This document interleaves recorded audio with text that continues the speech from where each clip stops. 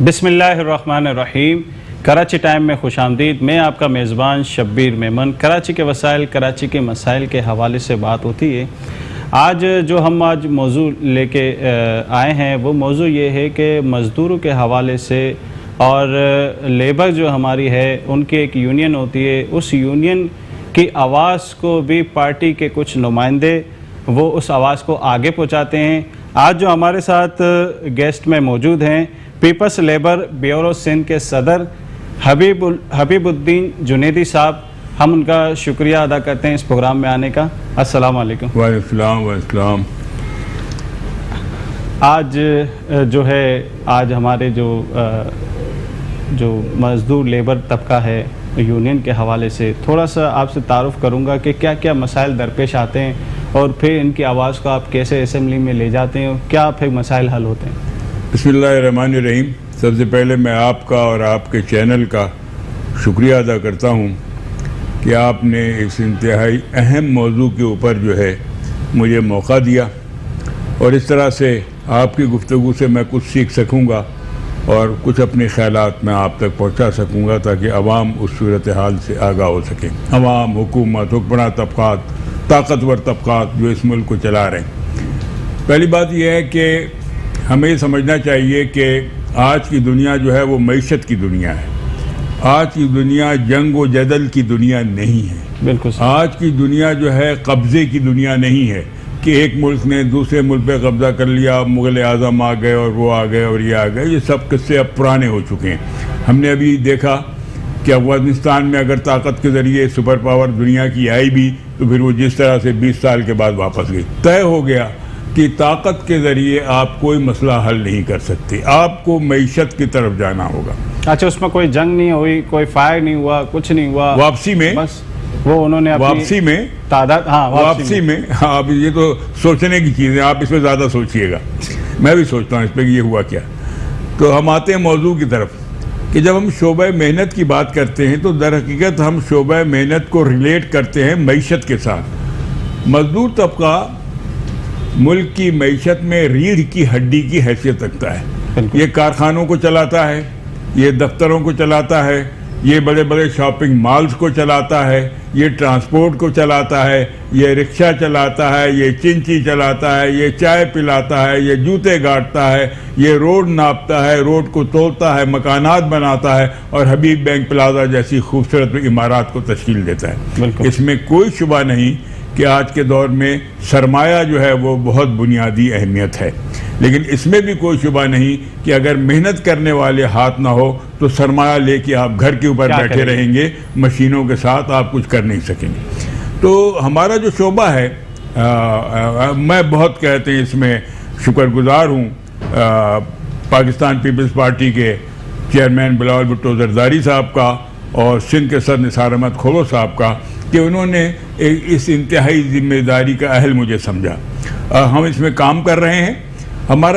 ہم اس طرح سے آپریٹ کرتے ہیں کہ سب سے پہلے تو یہ کہ محنت کشوں کے مسائل کیا ہیں، ہم ان کو کلیکٹ کرتے ہیں، ہمارے وہ علم میں بھی ہوتے ہیں۔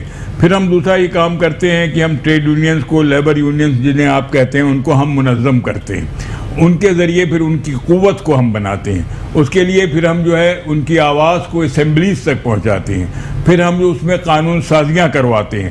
اس قانون سازی کے نتیجے میں اس پہ عمل درآمد ہوتا ہے اور محنت کشوں کو، کارکنوں کو۔ اور ایک بات اور میں آپ سے شبیر صاحب عرض کروں کہ جب میں محنت کش کا لفظ استعمال کرتا ہوں تو اس سے میری مراد صرف یہی نہیں ہوتی کہ وہ غریب جو کہ پھاوڑا چلا رہا ہے یا اینٹیں ڈھو رہا ہے یا کلرکی کر رہا ہے، ہر وہ شخص جو کہ اپنے دماغ سے یا ہاتھ سے محنت کرتا ہے اور جو کسی کو ملازم نہیں رکھ سکتا ہے اور نکال نہیں سکتا ہے، وہ ہمارے نقطۂ نظر سے محنت کش ہے اور ہمارا حصہ ہے۔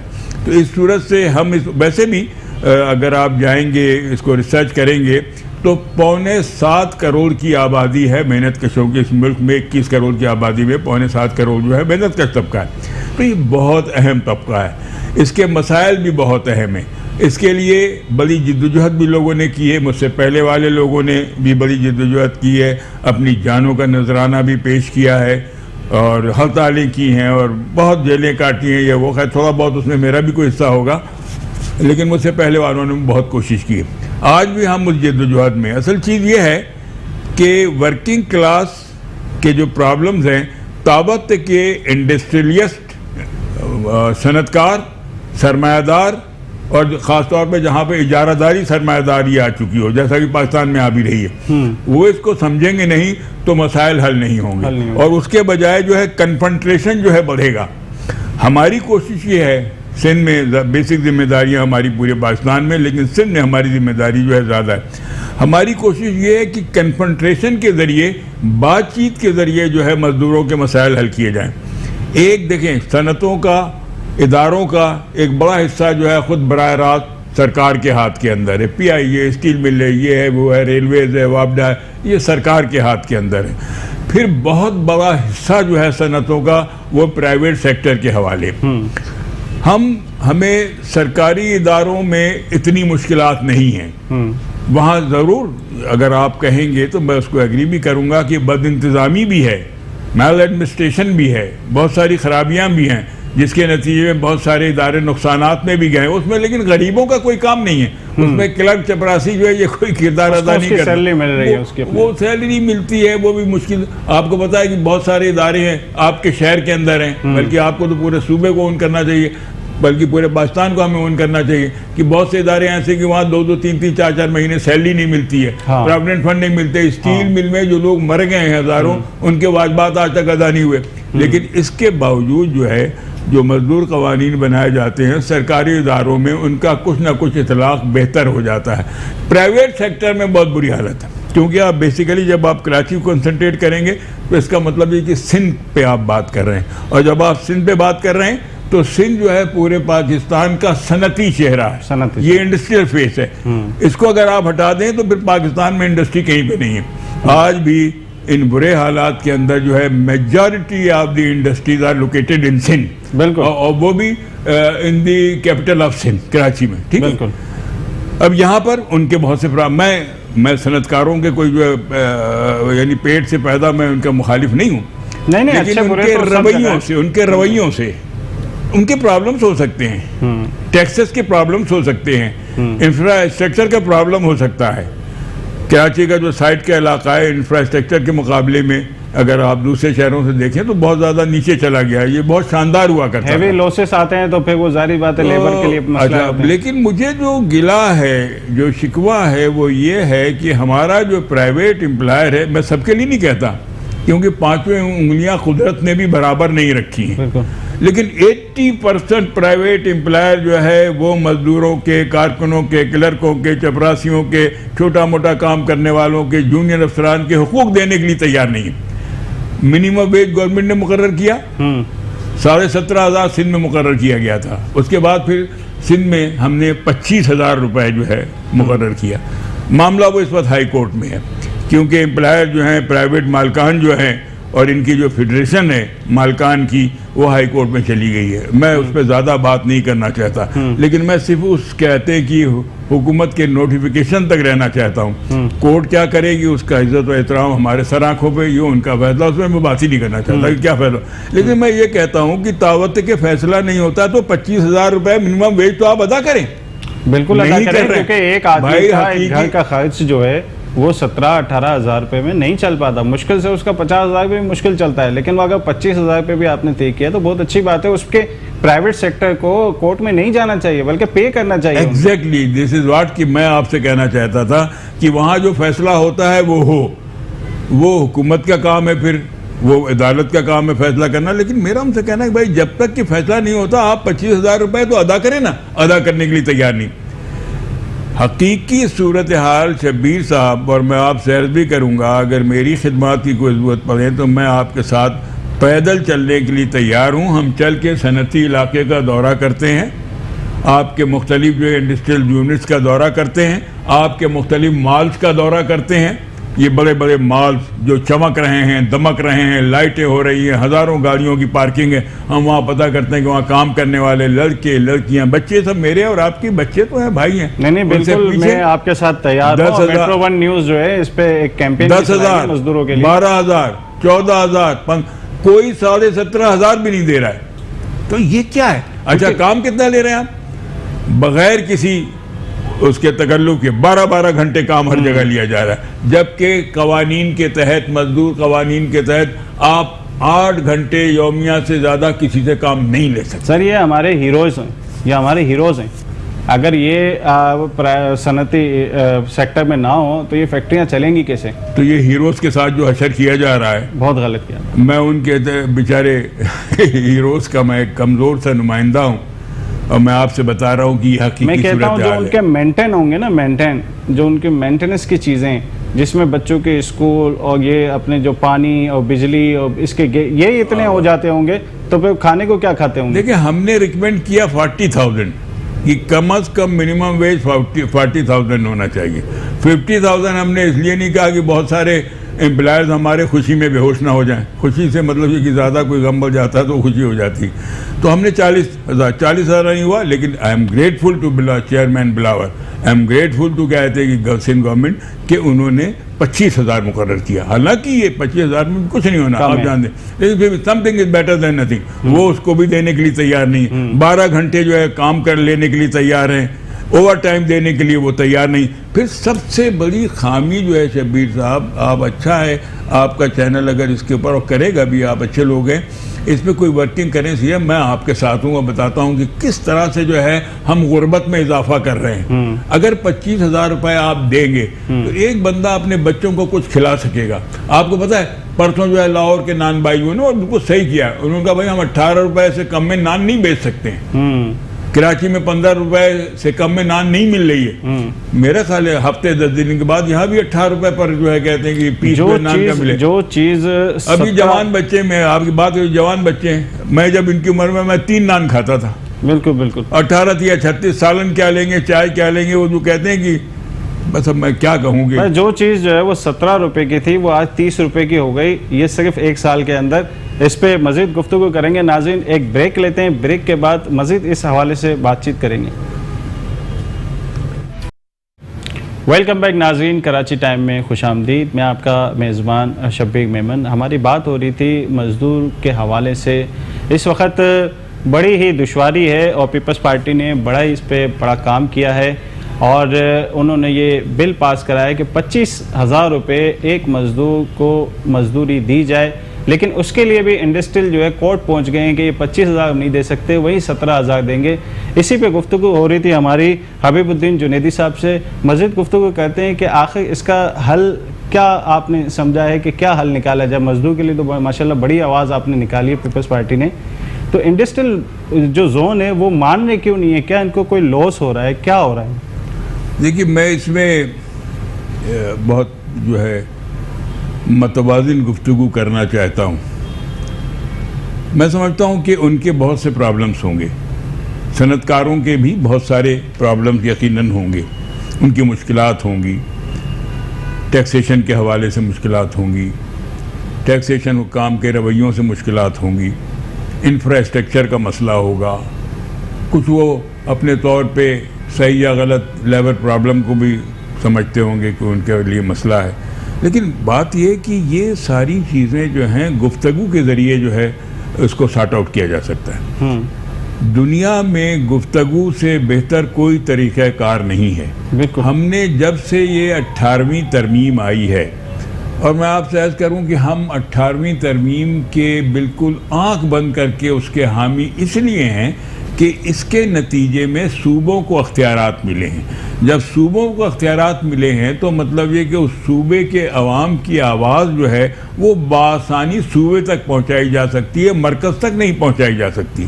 میں یہ سمجھتا ہوں کہ 18ویں ترمیم نے پاکستان کو مستحکم کیا ہے، صوبوں کو مضبوط کیا ہے۔ میرا یہ بالکل آنیسٹ اوپینین ہے۔ میں نے اللہ تعالیٰ نے مجھے میری ماں کی دعاؤں سے اور آپ سب کی دعاؤں سے بھی، محنت کشوں کی دعاؤں سے بھی ایک اچھا طویل عرصہ زندگی کا مجھے دے دیا ہے۔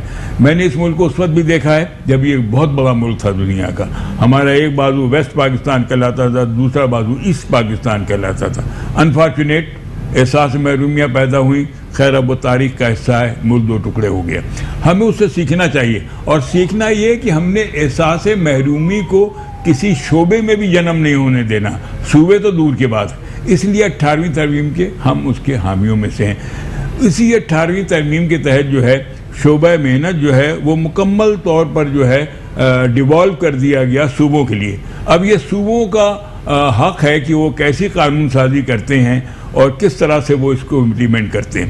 تو جب یہ ڈیوالو ہو کے سندھ میں آ گیا تو ہم نے اس پہ یہاں بہت کام کیا اور اس میں بہت ہمارے ساتھ جو ہے ہمارا ساتھ دیا ہے سندھ گورنمنٹ نے اور اس کے وزراء نے بھی، جس میں ناصر حسین شاہ اور سعید غنی سر فہرست ہیں، ان سبوں نے بڑا ساتھ دیا کہ ہم نے لیجسلیشن بہت کی. کوئی 15-16 قوانین کو رینوویٹ کیا، ان میں تبدیلی لائے، نئے قوانین لے کے آئے جو ملک کے کسی دوسرے صوبے میں نہیں ہیں.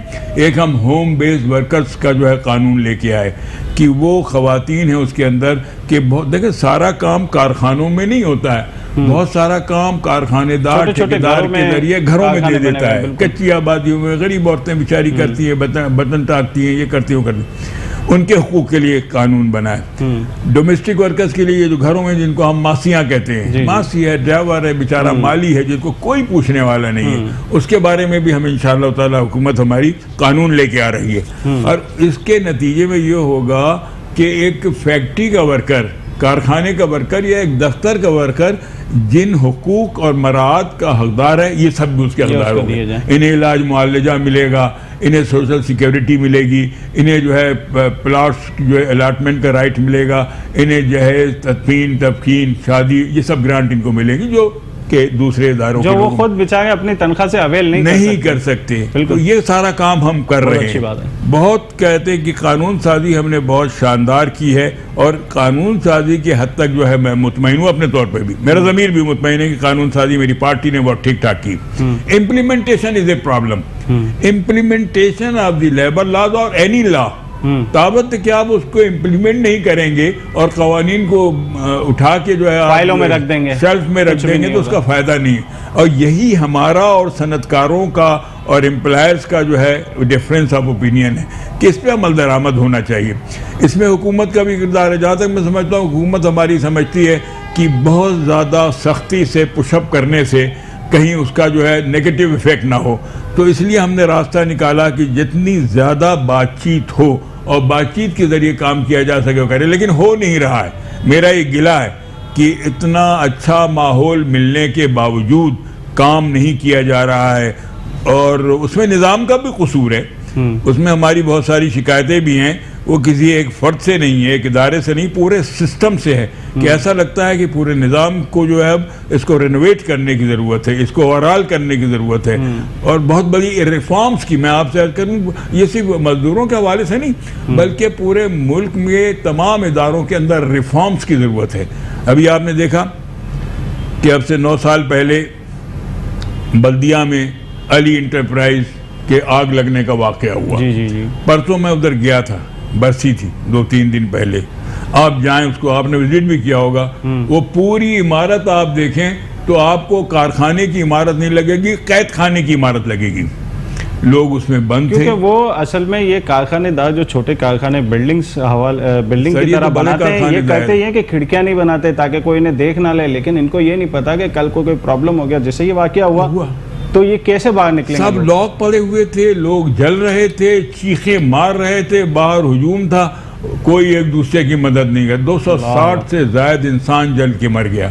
میں سمجھتا تھا کہ ہم سب اٹھ جائیں گے. اچھا، فیکٹریز جب بنائی جاتی ہے تو اس کی چیکنگ بیلنس ہے، یہ سب یہ کام ہے، یہ بالکل جو ہے حکومتی اداروں کا کام ہے، یہ بالکل حکومتی اداروں کا کام. لیکن میں کہہ رہا ہوں نا کہ پورا نظام رسٹڈ ہے. لیکن یہ ایک بہت بڑا واقعہ ہو گیا. ٹھیک ہے، سر دوسرا بھی ہو گیا. اب دوسرا ہم یہ سمجھتے تھے کہ 9 سال پہلے جو کچھ ہوا اس سے ہم نے کوئی نصیحت پکڑی. دوسرا ہو گیا. یہ کہتے ہیں کورنگی مہران ٹاؤن میں ہوا، اس میں 17 لوگ جل کے مر گئے اور سیم کنڈیشنز. اور اب مطلب سندھ گورنمنٹ کو اس بات پہ ایکشن لینا چاہیے کہ جو اب جو فیکٹریاں بنی ہوئی ہیں اس کو دیکھیں، ان کے حال کیا ہیں. دیکھیں وہ بالکل کہتے ہیں کہ ان کو کرنا چاہیے، اپنے طور پہ وہ کر بھی رہے ہوں گے. لیکن ہم یہ سمجھتے ہیں کہ یہ پورے معاشرے کا بھی کام ہے، یہ ہمارا بھی کام ہے، یہ آپ کا بھی کام ہے کہ ہم توجہ دلائیں. اس کے ذمہ دار کون ہیں؟ یہ لوگ جو جل کے مرے، یہ ہم سب ذمہ دار ہیں. ادارے کیوں اپنی ذمہ داریاں پوری نہیں کر رہے؟ افسران اپنی کیوں ذمہ داریاں پوری نہیں کر رہے؟ امپلائر اپنی سب سے پہلی ذمہ داری تو امپلائر کی عائد ہوتی ہے. اس کے بعد دوسرے نمبر پہ ان سرکاری اداروں کی عائد ہوتی ہے کہ جو یہ دیکھتے ہیں کہ ایک فیکٹری جو ہے ریزیڈنشل علاقے میں بن رہی ہے اور اس کے اندر وہ تمام لوازمات بھی جو سیفٹی اور سیکیورٹی کے وہ نہیں دیے گئے، ان کا کام ہے.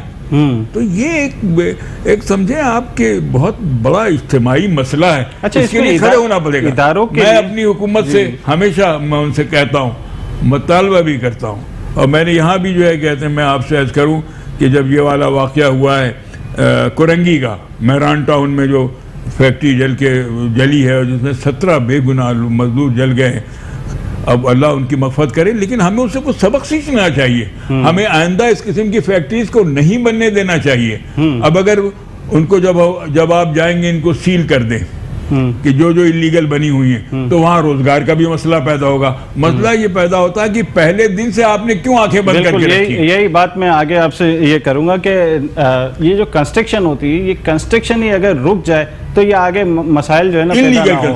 بالکل اس حوالے سے بات کرتے ہیں. ناظرین ایک بریک لیتے ہیں. بریک کے بعد یہ کنسٹرکشن جو ہو جاتی ہیں فیکٹریاں، اس کو شروع سے ہی روکا کیوں نہیں جاتا، اس حوالے سے بریک کے بعد بات کرتے ہیں اس موضوع پہ.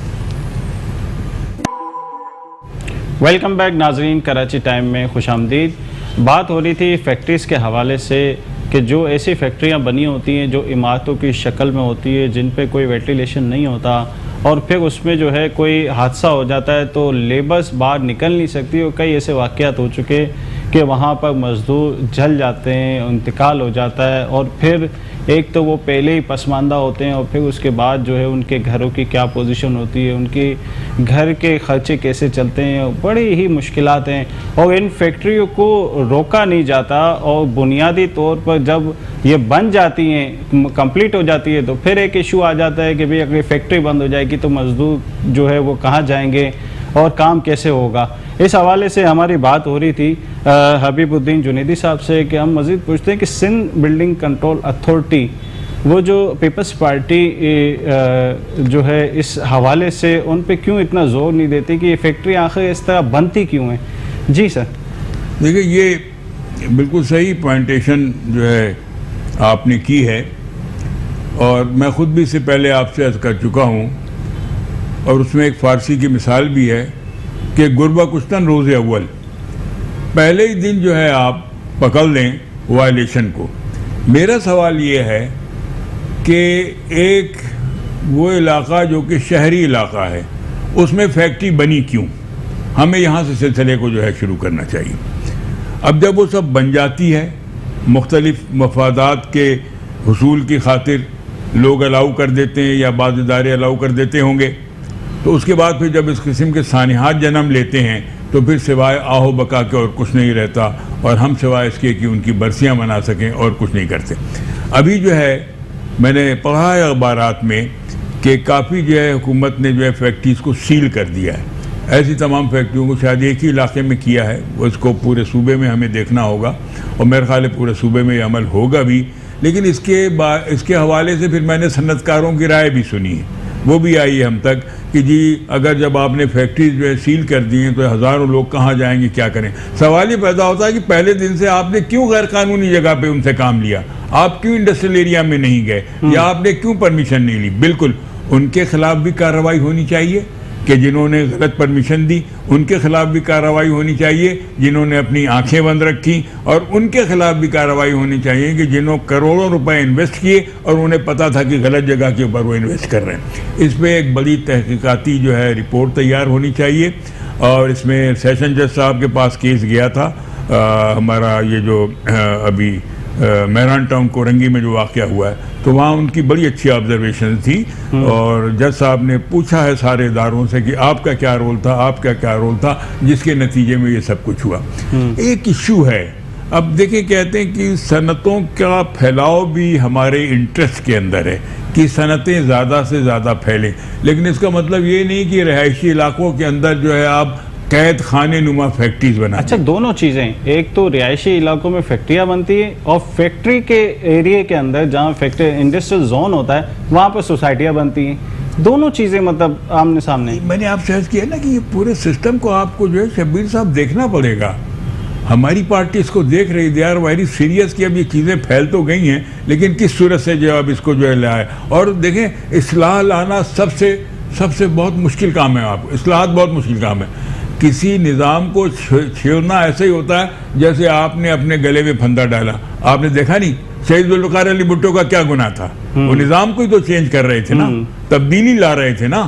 صنعتوں کو انہوں نے قومی آیا, بینکوں کو انہوں نے قومی آیا, طاقتور لوگوں کے اوپر انہوں نے ہاتھ ڈالا, نتیجہ ان کو پھانسی پہ چڑھایا گیا. ہے بہت مشکل کام, لیکن کسی نہ کسی کو کام کرنا ہی پڑے گا. انقلاب آنا چاہیے. ہاں تبدیلی, انقلاب تو اب خوابی میں ہمارے رہ گیا, تو نہیں آئی جو آئی ہے اللہ خیر کرے اس سے. مطلب یہ کہ انقلاب تو اب ہمارے خواب میں رہ گیا.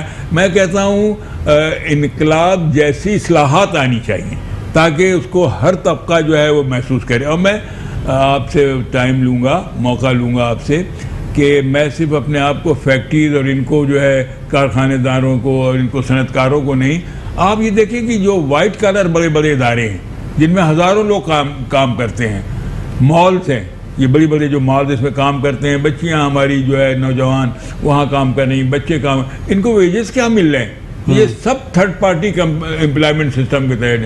کسی کو 10,000, کسی کو 12,000, کسی کو خوش قسمت ہوگا جس کو 17,500 روپے, 25,000 تو ابھی ہمارے خواب میں. اچھا ان کو بھی چھوڑیے, آپ یہ بینکس کی طرف چلے جائیں. یہ جو بڑے بڑے نیشنلائز بینکس ہیں, بڑے بڑے ٹاورز, ان کے پلازز کھڑے ہوئے ہیں, 35 ارب روپے کا جو ہے منافع کماتے ہیں. اندر جا کے ان کے ملازمین کا حال دیکھیں کیا ہے. انہوں نے آؤٹ سورسنگ کر کے تمام پرمننٹ ملازمین کو گھر بھیج دیا ہے گولڈن ہینڈ شیک کے نام. میں نام نہیں لینا چاہتا, ملک کا جو سب سے بڑا تجارتی بینک ہے, جب میں اس کا سی بی اے کا پریزیڈنٹ ہوتا تھا تو ہماری 18,000 پلس ممبرشپ ہوتی تھی. آج وہاں پر ممبرشپ 1,000 رہ گئی. سارا تھرڈ پارٹی. اب وہ تھرڈ پارٹی امپلائر کی مرضی ہے انہیں پوری تنخواہ دے نہ دے, اور وہ تمام سہولتوں سے محروم ہے. ٹریڈ یونین کا سیکورٹی گارڈ جو ہیں وہ بھی تھرڈ پارٹی, سب تھرڈ پارٹی. آپ دیکھیں تو صحیح نا, بندوقیں انہوں نے آج کی دور کی پکڑی ہوتی ہیں اور چپلیں انہوں نے پہنی ہوتی ہیں, کیونکہ وہ ان کی اپنی جو ہے کمپنی اگر ان سے 35,000 روپے پر گارڈ کے لے گی اور گارڈ کو 17,000 18,000 دے گی تو کہاں یہی اثر ہوگا. تھرڈ پارٹی تو یہی ہے نا, پھر یہ انویسٹر گھسا ہوا ہے مزدور میں بھی. بالکل یہی میں کہہ رہا ہوں کہ یہ بینکس کے اندر بھی آپ دیکھیں, سب سے بڑے بینک نے اپنے ادارے, جو سب سے بڑا بینک ہے اس ملک کا, جس کا سب سے بڑا جو ہے کہتے ہیں کہ اونچی عمارت کسی بات ہوتی ہے تب تو اس سے بھی اونچی عمارتیں بن گئی ہیں, وہاں انہوں نے مزدور تحریک کا, ٹریڈ یونین کا گلا گھونٹ دیا ہے. ان کے دفاتر بند کر دیے, ان کے تمام عہدیداروں کو کہا ہے صبح سے شام تک کام کرو, تمہارا کوئی رائٹ نہیں ہے کہ ادھر آؤ ادھر جاؤ. یہ اس طرح سے میں ان کو میں بہت کمزور آدمی ہوں, بہت غریب آدمی بھی ہوں, لیکن میں جس پارٹی کو ریپرزینٹ کر رہا ہوں وہ الحمدللہ بہت مضبوط ہے اور اس وقت پاورفل بھی ہے.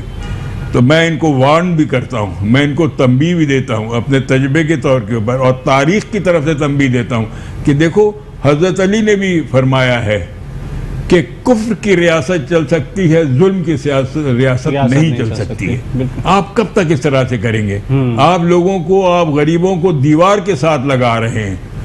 آنکھیں کھول لیں آپ, خدا نہ کہے کہ وہ وقت آئے کہ لوگ اٹھ کھڑے ہوں اور پھر کہیں کہ بس ہمیں حساب چاہیے. یہ حساب نہیں دے سکیں گے. دیکھیں یہ جو ابھی اس وقت لاک ڈاؤن کا سلسلہ چلا تھا اور اس میں کافی جو ہے فیکٹری کے آنرز نے اور جو شاپ مارکیٹیں ہیں, جو جہاں پر شاپس ہیں اور مالز ہیں, وہاں پر کافی لیبرز کو نکال دیا گیا تھا کیونکہ لاک ڈاؤن تھا. اب وہ بیچارے آج بھی بے روزگار ہیں. بڑے مطلب اس میں مسائل پیدا ہو گئے, فیکٹریاں کھل گئی, سب کچھ ہو گیا, لیکن امپلائی فارغ ہو گئے. سر اس میں بھی تماشا دیکھ لیں آپ, سندھ گورنمنٹ اس سلسلے میں ایک اسپیشل لا لے کے آئی یہ کووڈ-19 کے حوالے سے, اور اس میں کہا کہ کوئی ادارہ بند نہیں کیا جائے گا, کوئی فیکٹری جو ہے بند نہیں ہوگی, تالہ بندی نہیں ہوگی, سب کو پراپر ویجز ملیں گے, اور جو نہیں ایسا کرے گا تو اس کے خلاف قانون کے تحت کارروائی ہو. اس کے باوجود انہوں نے فیکٹریاں بند کی, اس کے باوجود انہوں نے لوگوں کو نکالا. مطلب یہ کہ یہ طاقتور طبقات قانون کو کیوں ماننے کو تیار نہیں ہیں. آپ کتنی ان کی پروزیکیوشن کریں گے, ہم کتنے لیبر افسر لگائیں گے, ہم کس طرح سے ان کو روکیں گے؟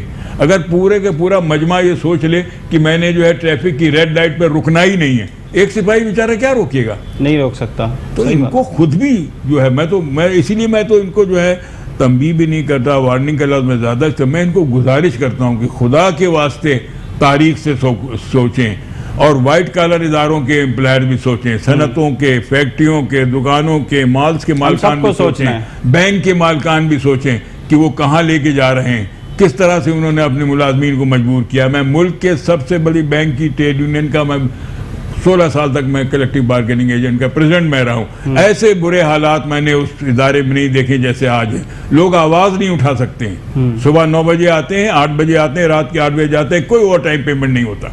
حالانکہ پہلے ٹائمنگ چارٹ آف ڈیمانڈ پڑا ہوا ہے.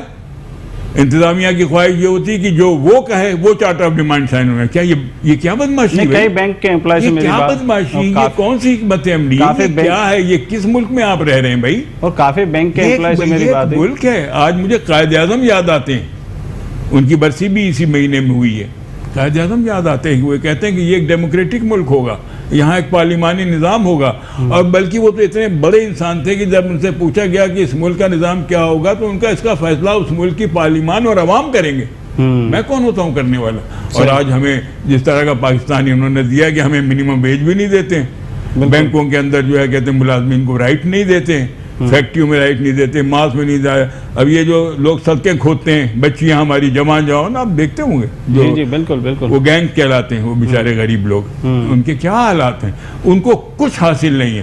یہاں ہم نے کوشش کی ہے, پیپلز پارٹی نے کوشش کی ہے کہ ان کے لیے قانون سازی کی جائے. ہمارے راستے میں بہت مشکلات ہیں, لیکن اس کے باوجود انشاءاللہ تعالی ہم مشکلات کو دور بھی کریں گے. اور محنت کشوں سے ایک کمٹمنٹ ہے کہ جب تک پیپلز پارٹی کا ایک بھی کارکن زندہ ہے, آپ کے حق کی لڑائی ہم انشاءاللہ لڑتے رہیں گے. انشاءاللہ. تو یہ اس وقت جو ہے آپ جو یہ روڈ جو بنتے ہیں, اس میں دیکھا جاتا ہے کہ خواتین اور چھوٹی چھوٹی بچیاں یہ اس پہ کام کر رہی ہوتی ہے. یہ چائلڈ لیبر کے جو رائٹس ہیں اس کی خلاف ورزی. اچھا, اس میں یہ بھی دیکھا جائے تو گداگر ہیں, اس پہ آپ جاؤ کو سنگل پہ کھڑے ہوں تو چھوٹے چھوٹے, بالکل چھوٹے چھوٹے 5 سال کے 6 سال کے بچے آتے ہیں, وہ گاڑیاں صاف کر رہے ہوتے ہیں. یہ کیا تماشا ہے؟ مطلب یہ تو آپ نے شبیر صاحب ایک ایسا ایشو اٹھا دیا کہ میں نے اپنی زندگی میں اس شہر میں, کیا اس ملک میں کبھی ایسا نہیں دیکھا کہ کسی ایک جگہ آپ چوراہے پہ گاڑی رکیں اور 2 بچے ادھر سے اور 2 عورتیں ادھر سے وہ ہاتھ پھیلا کے آپ کے سامنے بھیک کے لیے. یہ ایک عجیب ہی معاملہ ہے. اس کو سوچنا چاہیے. غربت بڑھ رہی ہے, خط افلاس بڑھ رہا ہے. آپ 25,000 دینے کے لیے تیار نہیں ہیں. جب آپ منیمم ویج بھی نہیں دیں گے تو غربت کی سطح بھی بڑھے گی, غریبوں کی تعداد بھی بڑھے گی. کئی جگہوں پہ دیکھا گیا کہ آپ پرائیویٹ اسکول دیکھتے ہیں, اس میں جو ہماری بیٹیاں جو تعلیم حاصل کرتی ہیں, ہماری بچیاں بچے, اور جو ان کو پڑھاتی ہیں ہمارے بچیاں پروفیسر اور یہ کہتے ہیں ٹیچر, 5,000 7,000. یہ پرائیویٹ اسکول کی بات کر رہا ہوں میں. سرکاری اسکول میں تو فیسیں تو ٹھیک ٹھاک لے رہے ہیں. وہ فیس تو ایسی کہ آپ کورونا آ جائے, جس وقت فیس کا وقت آتا ہے تو والدین جو ہے وہ اللہ کی طرف جو ہاتھ اٹھائے ہوئے ہوتے ہیں کہ اللہ انہیں موقع دے کہ فیس بھر سکیں. اپنا پیٹ کاٹ کے بچوں کو جو ہے تعلیم دلا رہے ہیں, اور فی انہوں نے آسمان پہ پہنچا دی ہے, لیکن ٹیچر کو نہیں دے رہے ہیں. میں سب کی بات نہیں کہہ رہا, 80% 5,000 7,000 10,000 11,000 اس پہ ٹیچرز کام کر رہی ہیں. اب وہ میری پچھلے دنوں بات ہوئی تھی پرائیویٹ سیکٹر کے نمائندے سے. آپ نے ایک کیمپس بنایا, اب ایک اسکول کے 50 کیمپس بنے ہوئے, 10 کیمپس بنے ہوئے. اچھا, ایک اور بھی چیز ہے کہ کسی کو یہ پتہ لگ جائے کہ یہ جگہ اسکول والوں کو چاہیے تو اس کا رینٹ بڑھ جاتا ہے, ان کو پتہ ہے کہ یہ کمائیں گے. اب یہ تو تعلیمی ادارے جو ہیں ان کو تو اچھے طریقے پہ, میں وہ تصدیق نہیں کر, ان کو لکھنا چاہیے تعلیمی تجارتی ادارے. بالکل بالکل. حبیب الدین جنیدی صاحب, آپ کا بہت بہت شکریہ اس پروگرام میں آنے کا. ناظرین, مزدور کے حوالے سے آج یہ پروگرام تھا, اور واقعی ہمارا جو لیبر طبقہ ہے اس کی جو سیلری ہے وہ اس کے لیے پیپلز پارٹی کوشش کر رہی ہے کہ اس کی سیلری زیادہ ہونا چاہیے. لیکن انڈسٹریل زون جو ہے اس پہ بڑا افسوس ہے کہ وہ 17,000 سیلری کے لیے 25,000 سیلری 17 سے 25,000 کرنے کے لیے حکومت نے اعلان کیا ہے, لیکن اس کے لیے وہ کورٹ پہنچ گئے کہ ہم 17,000 سے بڑھائیں گے نہیں. یہ بڑا ایک افسوس کا معاملہ ہے. ناظرین, اسی طرح ہم ایشوز لے آئیں گے کراچی کے اور لاتے رہیں گے تاکہ اس پہ آواز اٹھے اور لوگ جو ہے اس پہ کچھ نہ کچھ عمل ہو, ہماری آواز آگے تک جائے اور لوگوں کو سہولتیں ملتی جائیں. میں اس وقت اجازت چاہتا ہوں. آپ کا میزبان شبیر میمن, کراچی ٹائم دیکھتے رہیے. السلام علیکم.